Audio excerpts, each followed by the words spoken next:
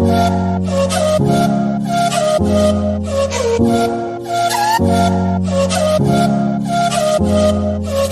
Channel में आप सबका स्वागत है। कृष्णा चैनल में आप सबका स्वागत है। आज हम मॉडर्न पीरियोडिक टेबल के विषय में चर्चा करने वाले हैं। तो मॉडर्न पीरियोडिक टेबल में सबसे पहले देखेंगे कि एलिमेंट्स को जो है वो किस तरह से अरेंज किया गया था। तो इससे पहले जितना भी पीरियोडिक टेबल हम पढ़े थे, इससे पहले जितना भी मॉडर्न पीरियोडिक टेबल से पहले था, उस सब में हम देखे थे कि एटॉमिक मास का इंक्रीमेंट हो रहा था। एटॉमिक मास के इंक्रीजिंग ऑर्डर में एलिमेंट्स को अरेंज किया जा रहा था। लेकिन इसमें क्या देखेंगे तो एटॉमिक नंबर जो है उसका जो इंक्रीजिंग ऑर्डर होगा, तो एटॉमिक नंबर के इंक्रीजिंग ऑर्डर में एलिमेंट्स को अरेंज किया गया है मॉडर्न पीरियोडिक टेबल में। तो ये ध्यान रखना है। और मॉडर्न पीरियोडिक टेबल जो है ये सबसे पहले जो है वो बनाया गया था हेनरी मोसेली के द्वारा। तो हेनरी मोसेले के द्वारा ये मॉडर्न पीरियोडिक टेबल बनाया गया था। इसमें कितना टोटल नंबर ऑफ पीरियड्स मतलब क्या हुआ, तो आवर्त होता है। आवर्त मतलब जो वर्टिकल लाइन हो गया वो हो गया पीरियड्स, और ग्रुप्स हो गया जो ग्रुप्स है वो है हॉरिजेंटल लाइन हो गया, तो ग्रुप्स है। अब तो टोटल नंबर ऑफ़ ग्रुप कितना है, तो टोटल नंबर ऑफ़ ग्रुप है इसमें 18 ग्रुप है। और अगर ये पूछा जाए कि मॉडर्न पीरियोडिक टेबल में कितना एलिमेंट है, टोटल नंबर ऑफ़ एलिमेंट, तो ऐसे तो 127 आंसर है। अभी 127 एलिमेंट है मॉडर्न पीरियोडिक टेबल में। लेकिन अगर ये ऑप्शन नहीं रहता है 127, तो 126 ऑप्शन रहता है, तो फिर 126 मारेंगे, नहीं तो फिर 118 रहेगा तो 118 मारेंगे। तो जो भी ऑप्शन के अनुसार इसका आंसर हो जाएगा। लेकिन अभी मॉडर्न पीरियोडिक टेबल में 127 एलिमेंट है, 127। तो ये ध्यान में रखना है। अब इसके पश्चात हम देखेंगे, जैसे इसको 4 ब्लॉक में डिवाइड किया गया था। किस किस ब्लॉक में डिवाइड किया गया, तो एक एस ब्लॉक हो गया, पी ब्लॉक हो गया, डी ब्लॉक और एफ ब्लॉक। तो एस ब्लॉक में ग्रुप 1 से 2, ग्रुप 1 और 2 ये एस ब्लॉक में रहता है। और ग्रुप 3 से 12 तक डी ब्लॉक में आ जाता है। ग्रुप 13 से 18 तक पी ब्लॉक में आ जाता है। और जो है एफ ब्लॉक में वो लेंथेन वाइड और एक्टिन वाइड सीरीज आ जाता है। ये सब लेंथेन वाइड और एक्टिन वाइड सीरीज़ के विषय में हम रेडियो एक्टिविटी में चर्चा कर चुके हैं। इससे पहले जो क्लास हुआ था रेडियो एक्टिविटी का। तो अब इसमें हम देखेंगे ट्रांजिशन एलिमेंट। अब स्कैनाडियम का देखेंगे, एससी का। तो इसमें 21 होता है इसका एटॉमिक नंबर। तो इसमें जो हम इसका ये लिखते हैं, इसका जो एटॉमिक नंबर 21 है, तो 21 को हम कैसे लिखेंगे, तो फिर आर्गन का तो 18 हो जाता है, ये हमको पता है। फिर आर्गन के बाद क्या होगा, 4s2 3d1। तो ये सब हम पिछले क्लास में पहले ही या दूसरे क्लास में हम इसका जिक्र किए हुए थे कि इसको कैसे लिखना है इस फॉर्म में।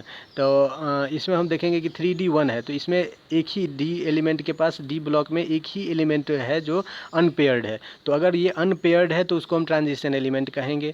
अगर अनपेयर्ड, अगर सारा पेयर्ड होगा तो वो नॉन ट्रांजिशन एलिमेंट होगा। तो अगर डी ब्लॉक में एक भी अनपेयर्ड एलिमेंट मिल जाए तो वो क्या कहलाएगा, ट्रांजिशन एलिमेंट कहलाएगा। लेकिन अभी जैसे जिंक में देखेंगे तो इसका एटॉमिक नंबर 30 है, और इसको अगर हम लिखते हैं तो इसमें 3d10 आता है। तो 3d10 को अगर हम अरेंज करेंगे तो सब में 2-2 एलिमेंट है। देखिए, दो इलेक्ट्रॉन सब में आ गया है। तो 2-2 इलेक्ट्रॉन आने से कोई भी ऐसा बॉक्स नहीं है जिसमें कि मतलब एक ही इलेक्ट्रॉन है, अनपेयर्ड इलेक्ट्रॉन है। सब में पेयर्ड इलेक्ट्रॉन है।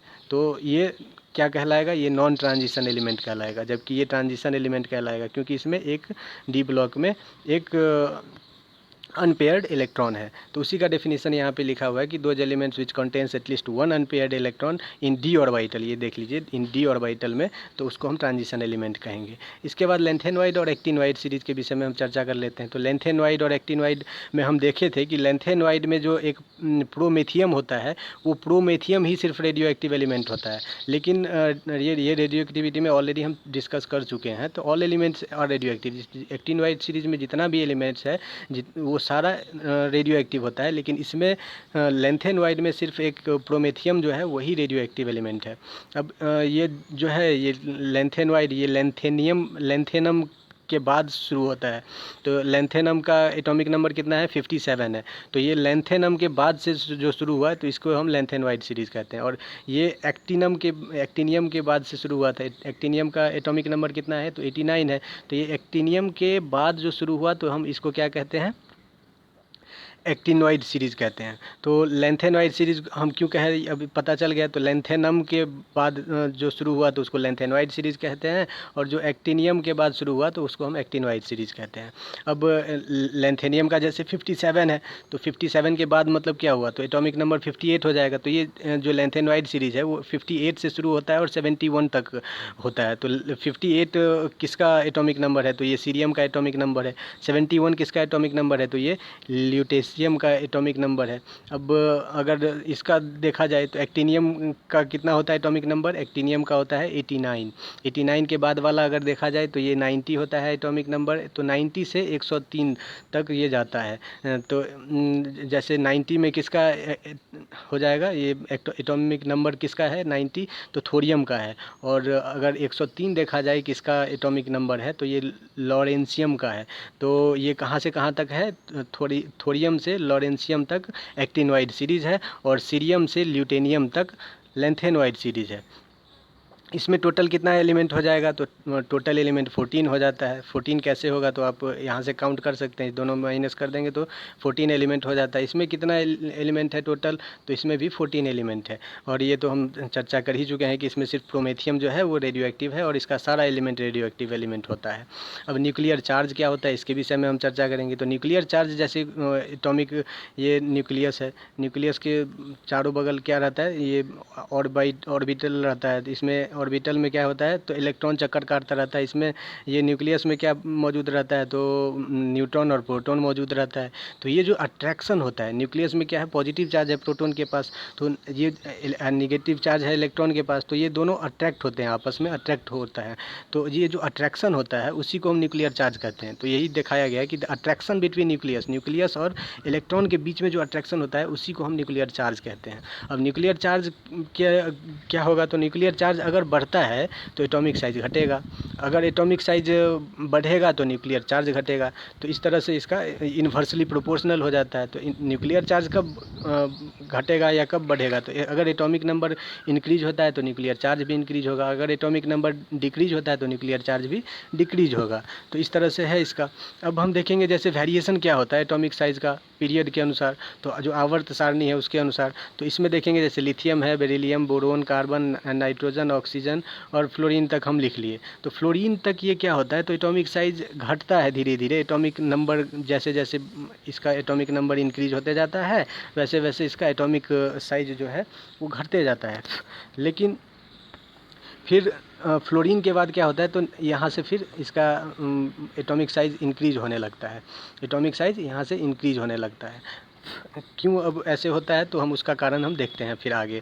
तो जैसे फ्लोरीन तक हम देखेंगे, तो फ्लोरीन तक पी ब्लॉक में आता है, और ये दोनों के बीच में जो बॉन्ड रहता है वो कोवैलेंट बॉन्ड रहता है, कोवैलेंट रेडियस रहता है, जिसके वजह से इसका एटॉमिक साइज जो है वो ग्रेजुअली डिक्रीज होते रहता है। लेकिन अब फ्लोरीन तक अगर देखा जाए तो पी ब्लॉक में आता है, 13 से 17 ग्रुप में आता है फ्लोरीन का ग्रुप।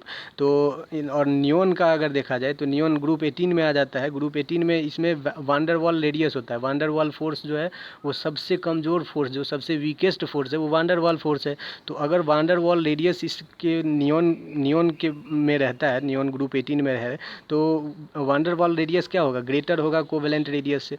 तो यहाँ पे जो है ये कोवैलेंट रेडियस से ग्रेटर होगा, कोवैलेंट रेडियस इतना से ये सबसे ग्रेटर हो जाएगा इसका, क्योंकि वांडरवाल फोर्स है। तो इसके पश्चात देखेंगे तो जो वांडरवाल रेडियस है वो कोवैलेंट रेडियस से ग्रेटर है। तो इससे क्या होता है, तो साइज़ जो है नोबल गैस का वो ग्रेटर हो जाता है, क्योंकि जैसे ही यहाँ पे इसका ये जो है ये नियॉन है, तो नियॉन का एटॉमिक साइज़ फिर धीरे धीरे इंक्रीज होने लगता है। क्यों ऐसा होता है, क्योंकि जो एटॉमिक नंबर है वो इंक्रीज होता है, एटॉमिक नंबर इंक्रीज होने से एटॉमिक साइज़ डिक्रीज होगा। लेकिन इसमें क्यों होता है उल्टा, क्योंकि अब नियॉन से क्यों ऐसा होता है, तो जैसे हम देखते हैं ये न्यूक्लियस हो गया, तो न्यूक्लियस और ऑर्बिट के बीच में ये जो गैप है ये गैप बहुत ज़्यादा होता है, और ये गैप ज़्यादा होने की वजह से ये अट्रैक्शन कम हो जाता है। जब भी अब न्यूक्लियस है और इलेक्ट्रॉन है, ज़्यादा गैप हो गया तो ये क्या होगा, अट्रैक्शन कम होगा इस दोनों के बीच में। तो वही अट्रैक्शन कम होता है जिसके वजह से इसका एटॉमिक साइज़ फिर यहाँ से इंक्रीज़ होना शुरू हो जाता है, फ्लोरीन के बाद से इंक्रीज़ होना शुरू हो जाता है। क्यों इंक्रीज़ हो जाना शुरू होता है, क्योंकि ये जो वांडरवाल रेडियस है, वांडरवाल फोर्स है, वो वांडरवाल फोर्स की वजह से, वांडरवाल फोर्स की वजह से क्या होगा, तो ये तो वीकेस्ट फोर्स है और ये दूरी जो है मैक्सिमम हो जाता है, और ये वीक फोर्स के कारण, वांडरवाल फोर्स होने के कारण इसमें ये इलेक्ट्रॉन यहाँ से ये अट्रैक्ट बहुत कम हो पाता है, जिसके वजह से इसका एटॉमिक साइज़ इंक्रीज होता है फ्लोरीन के पश्चात। अब ये हो गया। उसके बाद हम देखेंगे variation of atomic size down the group में कैसे होगा, जैसे वेरिएशन एटॉमिक साइज का, तो अब ये भी एक अलग सा कॉन्सेप्ट है, कॉन्सेप्ट लेकिन गजब है। देखिए इसमें क्या होता है। तो इसमें जैसे लिथियम है, सोडियम, पोटासियम, रुबिडियम, सीजियम, फेरारियम, तो इसमें इसको हम लिख दिए और इसका जो मतलब KLMN के फॉर्म में हम लिखेंगे इसको। तो इसमें क्या होता है, तो 2 इलेक्ट्रॉन और 1 इलेक्ट्रॉन, तो आउटर मोस्ट में हमेशा 1 इलेक्ट्रॉन रहता है, ये आप तर्क करिए, क्योंकि इसमें भी एक आउटर मोस्ट में 1 इलेक्ट्रॉन बच गया, इसमें भी आउटर मोस्ट में 1 इलेक्ट्रॉन बच गया। तो इसमें जो इसको हम क्या कहेंगे, सेकेंड सेल कहेंगे। सेकेंड सेल में जैसे एक एक आउटर मोस्ट एलिमेंट आ करके इसमें मतलब एक आउटर मोस्ट जो सेल है वो इसमें ऐड हो गया है, तो इसको हम एडिशन सेल भी कहते हैं। तो एडिशन सेल जैसे ही एक आउटर मोस्ट सेल होगा तो इसमें क्या होगा, 2 इसका ऑर्बिट बनेगा, एक न्यूक्लियस है और इसके ऊपर में 2 ऑर्बिट बना है। तो क्योंकि ये सेकेंड सेल हो गया, अब इसमें देखेंगे तो 3 सेल हो गया, तो थर्ड सेल में इसमें फिर 3 जो है ऑर्बिट बनेगा, तो इसका एटॉमिक साइज़ क्या हुआ, फिर बढ़ गया। तो हम तो देखे थे इससे पहले कि एटॉमिक साइज़ क्या होता है, डिक्रीज होता है। जैसे जैसे इसका एटॉमिक नंबर इंक्रीज होता है वैसे वैसे इसका एटॉमिक साइज़ डिक्रीज होता है, हम देखे थे। लेकिन इसमें तो उल्टा हो रहा है, एटॉमिक साइज़ तो इंक्रीज ही हो रहा है। तो इसमें हम देखा गया कि जब दोनों का कंपैरिजन कराया गया, ये ग्रुप में लिया गया है और वो इंडिविजुअल एलिमेंट का लिया जा रहा था। तो ग्रुप का अगर बात किया जाए तो ग्रुप में यही ज़्यादा इफेक्टिव है, यही ज़्यादा पावरफुल है। जब दोनों का एक्सपेरिमेंट कराया गया था तो यही ज़्यादा पावरफुल था, जिसके वजह से ग्रुप का इसी तरह से वेरिएशन जो होता है वो किया जाता है। जैसे आउटर मोस्ट सेल से एक सेल ऐड किया करके इसको मतलब निकाला जाता है, एटॉमिक साइज इसका इंक्रीजिंग ऑर्डर में ही रहता है, तो एक ग्रुप के लिए इफेक्टिव है। तो अब जैसे देखेंगे इफेक्टिव न्यूक्लियर चार्ज क्या होता है, तो अगर कितने बार निकालने को भी कह दिया जाता है कि इसको ऑर्डर में रखिए या फिर इसका इफेक्टिव न्यूक्लियर चार्ज निकालिए। तो इफेक्टिव न्यूक्लियर चार्ज निकालने के लिए क्या फार्मूला है, तो नंबर ऑफ़ प्रोटॉन जितना होगा उसको हम नंबर ऑफ़ इलेक्ट्रॉन से डिवाइड कर देंगे, तो हमको क्या मिल जाएगा, इफेक्टिव न्यूक्लियर चार्ज मिल जाएगा। अब आयोनिक साइज का अगर बात किया जाए तो आयोनिक साइज जो होता है वो इन्वर्सली प्रोपोर्शनल होता है ENC का। ENC क्या हो गया, तो इसी का इफेक्टिव न्यूक्लियर चार्ज जो है इसी को शॉर्ट फॉर्म में ENC कहा जाता है।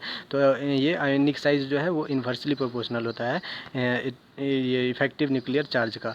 अब अगर पूछा जाए, कोई क्वेश्चन आ जाता है जैसे arrange the following in increasing order, तो इंक्रीजिंग ऑर्डर में इसको हमको अरेंज करना है, तो कैसे इंक्रीजिंग ऑर्डर में अरेंज करेंगे। तो फ्लोरीन पे एक नेगेटिव चार्ज देख रहे हैं, एक सोडियम पे न्यूट्रल चार्ज है, कोई चार्ज ही नहीं है, और एल्युमिनियम पे देखते हैं तो 3 पॉजिटिव चार्ज है।